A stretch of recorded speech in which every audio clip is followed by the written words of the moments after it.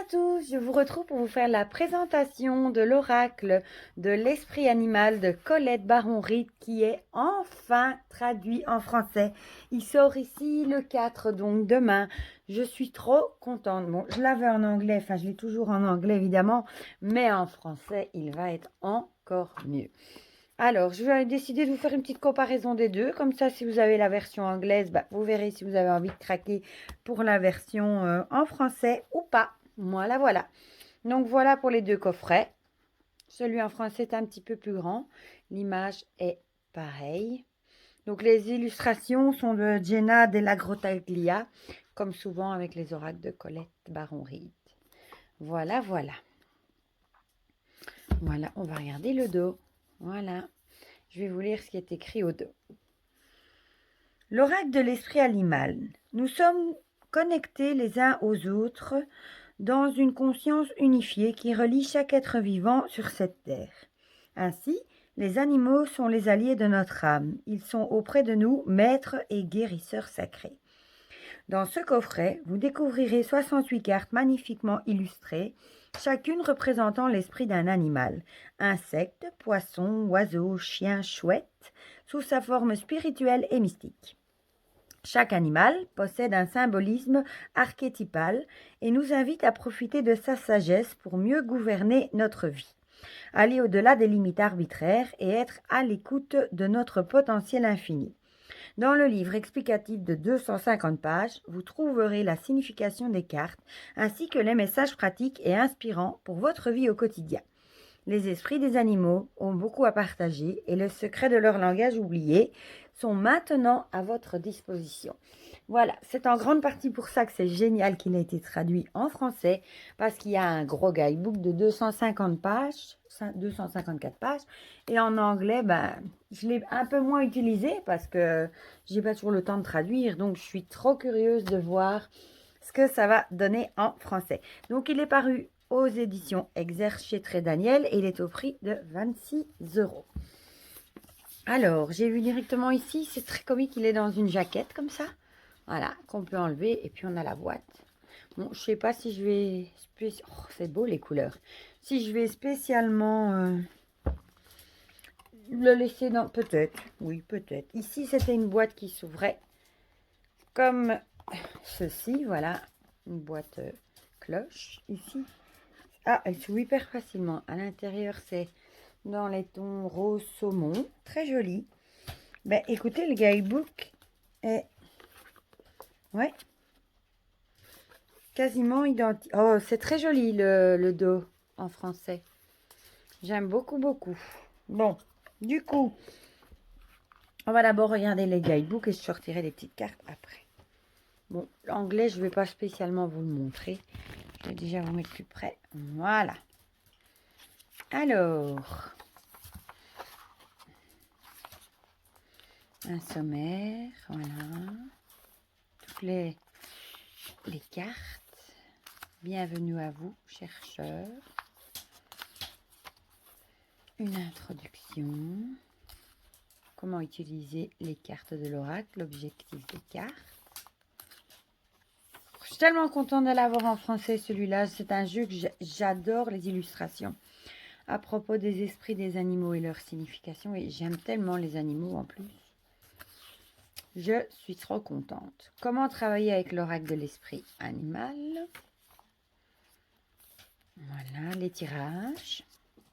Lecture à une seule carte. Lecture à 2 cartes, à 3 cartes. Lecture de la nouvelle lune à 7 cartes, génial. Le message qui vous est destiné.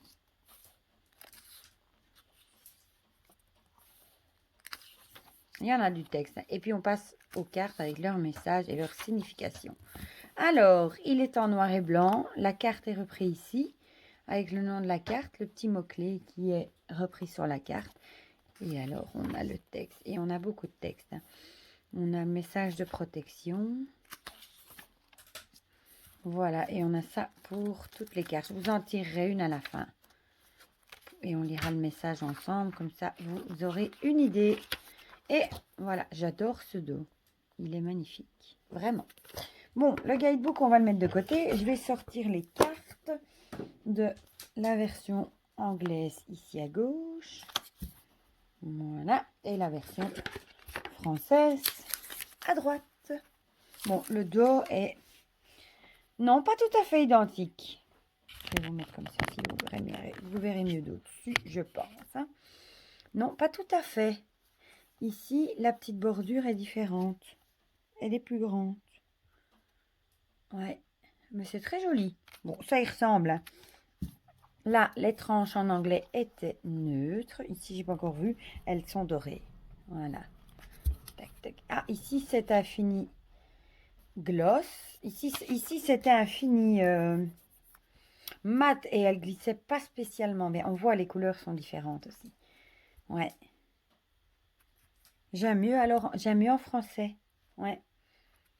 Bon, sinon les illustrations restent les mêmes. Hein. On a le numéro de la carte, le nom de la carte et le petit mot-clé. Bon, je vais me faire un petit peu de place pour mettre les cartes. Voilà, la fourmi donc. L'esprit de l'antilope. Oui, les couleurs sont plus vives ici. L'esprit du tatou. Oh, il est beau, hein. Oh, il est mieux avec les couleurs comme ça. Hein. Vous me direz ce que vous en pensez dans les commentaires. Mais moi, je préfère vraiment avec les couleurs. Elles ressortent mieux. Oh oui. L'esprit du blaireau. C'est un jeu vraiment magnifique. J'adore celle-ci. L'esprit de la chauve-souris. L'esprit du castor. Et en plus, il y a beaucoup de cartes. L'abeille. L'esprit du lynx, magnifique. Ah, celle-ci, elle est trop belle. L'ours brun. Trop belle. Moi, j'adore. Hein. Avec ce côté brillant, c'est trop joli. Ça ressort trop bien. Il est encore plus beau, je trouve. Ouais. Ça y est, j'ai une carte qui est restée. Voilà. Le bison, magnifique bison. C'est un jeu vraiment magnifique. Hein. L'esprit du papillon.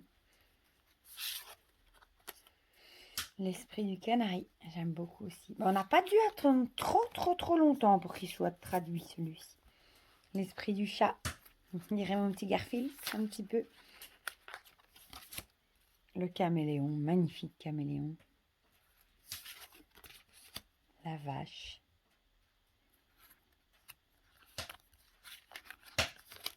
Le coyote.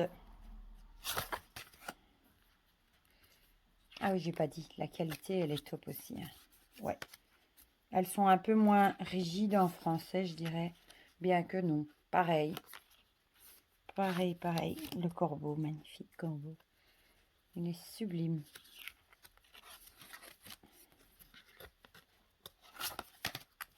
La biche, magnifique aussi. Le chien. C'est un aura qui a eu beaucoup de succès. Hein. Mais je crois qu'il va avoir du succès en français aussi, le dauphin. La colombe. La libellule. Une de mes préférées, évidemment. L'aigle. Il est vraiment beau. Hein. Une languille électrique. L'éléphant, magnifique. Le flamant rose. Le renard. Magnifique renard. Tellement joli. Il a un esprit chamanique aussi avec les plumes et la grenouille. La girafe. J'adore les girafes aussi. La sauterelle. La marmotte. Trop mignonne. Le faucon. Le cheval. Le colibri. Le koala. Magnifique koala. Le koi, la carpe koi. Le lion, sublime. Le lézard. Ah bah c'est génial de l'avoir en français, vraiment. Le papillon de nuit. Et les couleurs sont vraiment top top. Oh, la souris. C'est une gerbille, mais bon. Ça, c'est la souris pour eux. Voilà. Le rossignol. Magnifique. Les loutres. J'adore. Avec ce cœur. Trop, trop joli. Youp. La chouette. Très jolie aussi. Ah, celle-ci, la panthère. Elle est terrible. Waouh! Magnifique. Et regardez comme elle ressort mieux en français. Le perroquet. Perroquet. Je vais y arriver. Ah. Youp. Le paon. Puis une carte que j'aime beaucoup aussi, le petit cochon. Ses petites ailes. Le porc-épic. Jolie aussi celle-ci, hein, le lapin avec ses bébés. Elle est trop trop belle. J'adore. Le rhinocéros, j'aime beaucoup aussi. Magnifique. La bécasse. Le scarabée. L'hippocampe. La moufette.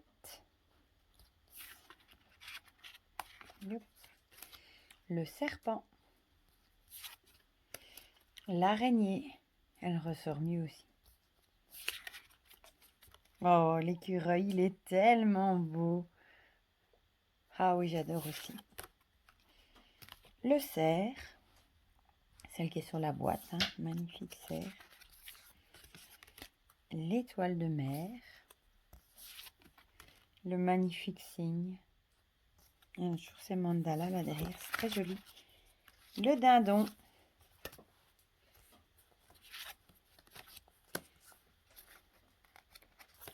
La tortue. Magnifique tortue de mer. Hein. Le vautour. La guêpe.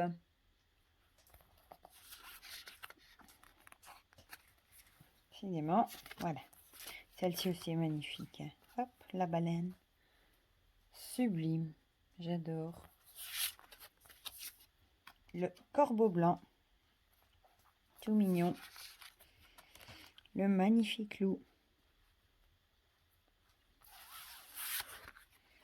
Et le wombat. Voilà, voilà.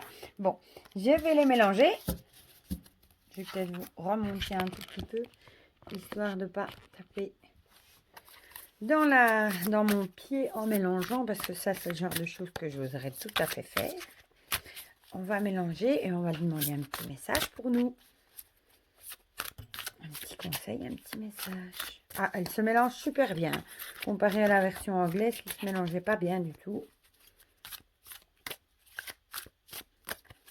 On va voir le conseil, le petit message de nos guides. Pour nous, bon, là, il y en a un petit peu de trop. Hein. Bon, personne n'est venu.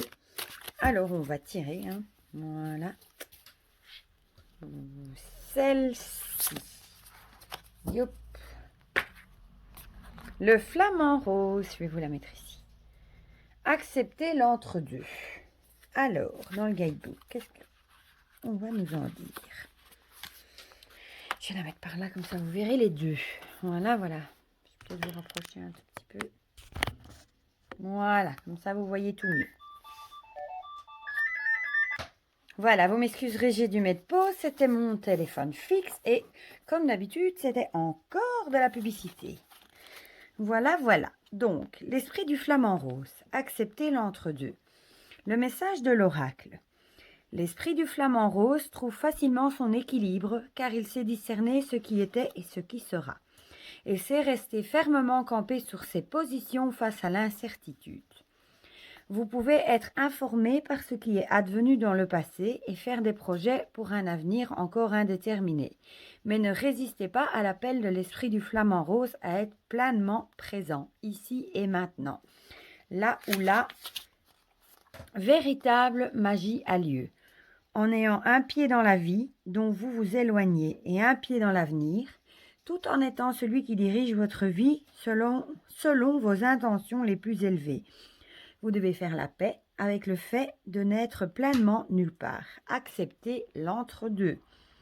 La présence de l'esprit du flamant rose est aussi le signe que votre créativité jaillit en vous et que les opportunités commencent à se présenter. Restez là où vous êtes avec un état d'esprit équilibré, car il y a beaucoup à savoir et apprendre avant de pouvoir aller de l'avant avec de nouveaux projets. Faites confiance à ce moment et à vous-même, tandis que vous vous absorbez ce que vous voyez et prenez conscience de tout ce que vous vivez pendant cette période de transition. Alors, le message de protection du flamant rose. Si vous vous sentez nerveux et instable, cessez de vous soucier du passé et de l'avenir. Soyez plutôt présent, ici et maintenant, en équilibre, car c'est l'espace dans lequel la créativité survient. La créativité est votre droit imperceptible. Bon, du coup, je vais reprendre ici parce que du coup, je ne sais plus où j'en étais. La créativité est votre droit imprescriptible, mais si vous avancez trop rapidement dans le but d'éviter l'inconfort de la transition, vous pourriez passer à côté des possibilités miraculeuses qui sont sous vos yeux, maintenant sur le point de se révéler. Le passé a ses leçons et l'avenir a ses mérites, mais à présent, vous êtes peut-être déséquilibré par l'excès de nostalgie de ce qui était ou trop anxieux envers ce que l'avenir pourrait vous réserver. Il est temps de planifier les choses avec soin. Pour l'instant, gardez votre calme et sachez que l'esprit est à vos côtés pour la co-création de ce moment. La prochaine étape apparaîtra en temps voulu. Détendez-vous et restez serein et équilibré, de sorte que toute angoisse passagère puisse se transformer en confiance et en foi en un avenir où tout ira pour votre plus grand bien. Voilà encore une carte, je trouve, qui est fort à propos par rapport à la situation qu'on vit. Et c'est ce qu'on dit toujours, qu'on n'a plus de prise sur le passé parce qu'il est derrière nous, il est fini, donc il faut pas se tracasser non plus. Sur l'avenir, on n'a pas de prise non plus parce qu'il n'est pas encore là. La seule chose sur laquelle on a vraiment prise, c'est sur le moment présent. Donc on essaye de dire qu'il faut vivre dans le moment présent, ne plus penser au passé et ne plus s'inquiéter pour l'avenir, chose qui est très difficile en soi, je vous l'avoue. Combien sommes-nous à penser à encore plus en ce moment de quoi sera fait le lendemain, si on arrivera à payer nos factures. On a vraiment tendance à penser trop pour le futur, pour tout, pour l'avenir des enfants, enfin vraiment pour tout. C'est pas évident de se concentrer que sur le moment présent. Pourtant, si on le ferait, on serait nettement plus heureux, je pense. Voilà, c'était la présentation du magnifique oracle de l'esprit animal. Eh bien, dites-moi dans les commentaires si vous avez ce jeu en anglais ou pas. S'il vous tente en français, qu'est-ce que vous pensez des illustrations? Parce que je sais que ça fait certaines personnes n'aimaient pas du tout les fioritures qu'elle avait rajoutées justement aux animaux. Moi, je trouve ça magnifique, j'adore, je trouve ça très très beau. Voilà, dites-moi en commentaire ce que vous pensez de ce jeu, si vous avez envie de craquer ou pas pour la version française. Et si jamais vous y pensez, mettez-moi un petit pouce, ça fait toujours plaisir de se sentir soutenir. Voilà, je vous fais plein de gros bisous, prenez bien soin de vous et je vous dis à très vite pour de prochaines vidéos. Bisous.